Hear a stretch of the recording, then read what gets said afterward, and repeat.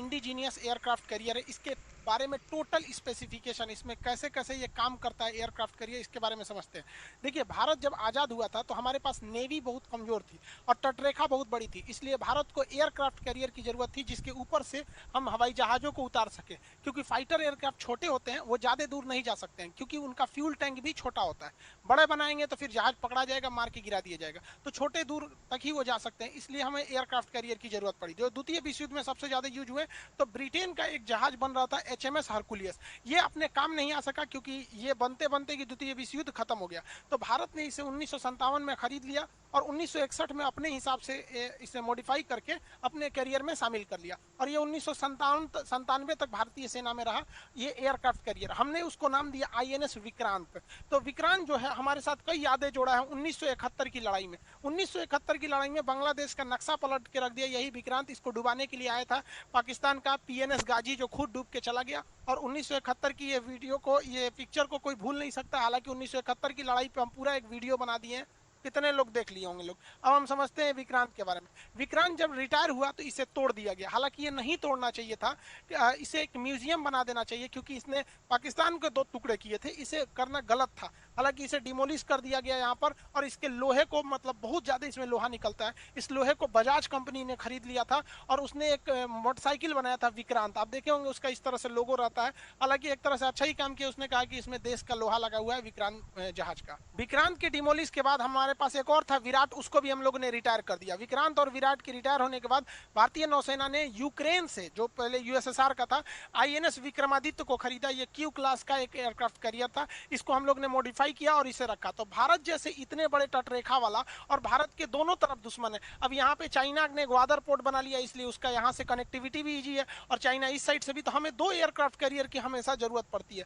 एक aircraft carrier से हो नहीं पा रहा था, तो हम लोगों ने एक दोबारा विक्रांत बनाया। अब आप कहेंगे सर दोबारा कैसे विक्रांत, वो तो टूट चुका था। तो समझिए कैसे, आप बाहुबली मूवी देखे होंगे, भाई बकलोलिया के चक्कर में बेचारा मरा गया, ही कटप्पा मार दिया, तो अमरेंद्र बाहुबली मारा, तो उसका बेटा जो आया सेम उसी शकल का, लगभग नाम मैच था, तो वैसे ही हम लोग का विक्रांत आया। एक विक्रांत जो खत्म हो गया, तो जिस तरह से अमरेंद्र बाहुबली के जगह पे महेंद्र बाहुबली आए थे, उसी तरह विक्रांत फर्स्ट के जगह पर विक्रांत सेकंड आया। पहला विक्रांत ब्रिटेन का बना था HMS, और इसको हम लोगों ने खुद ही बनाया है, तो इसको बना लिया है। अभी इसे हम लोगों ने सी ट्रायल में भेजा है। ये लगभग 22,000 करोड़ में बनाया गया है इसे, और इसे बनने में लगभग 10 साल लगा। अभी 1 साल और इसका सी ट्रायल लगेगा। 2013 से 2022 के बीच में इसे बनाया गया। ये इंडिजीनियस बना है। जब कोई चीज उसी देश में बनता है तो उसे इंडिजीनियस कहते हैं। तो इसका लगभग 80% पार्ट, 60 से 70%, 80 नहीं, इंडिया में ही बना है, तो इंडिजीनियस है। बाकी बहुत सी चीजें बाहर से आती हैं, ऐसा कोई बड़ी बात नहीं है। इसमें लगभग लगभग आप समझिए कि 1.25 लाख हॉर्स पावर की इसकी क्षमता है, यानी 1,10,000 घोड़ा मिलकर जितना खींचेंगे सोचो अकेले खींच देता है।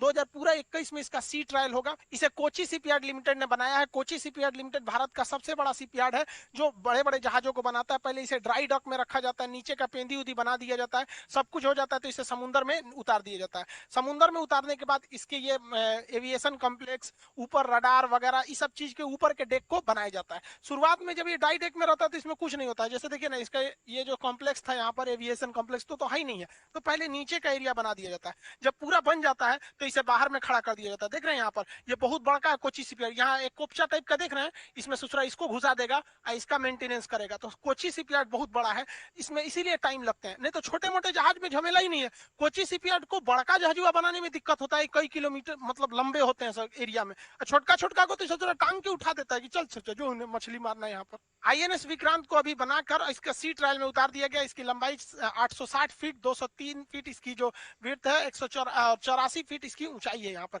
एरिया लगभग 2.5 एकड़ में है, सोचो उतना एकड़ जगह है यहाँ पर।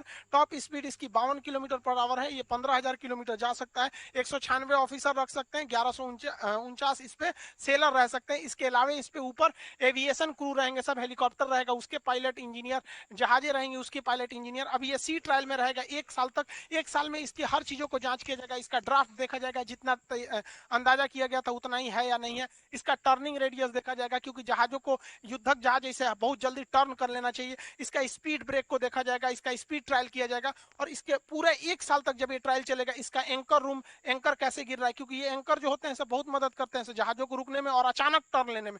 फुल स्पीड में जहाज जाती है, एंकर गिरा दीजिएगा तो पीछे से टर्न कर जाती है अचानक। एंकर छोटा नहीं होता है, देख रहे हैं बाबा, इसी में बैठा है टकलू यहाँ पर, तो बहुत हैवी होता है, इसका इमरजेंसी ब्रेक कह सकते हैं इसमें।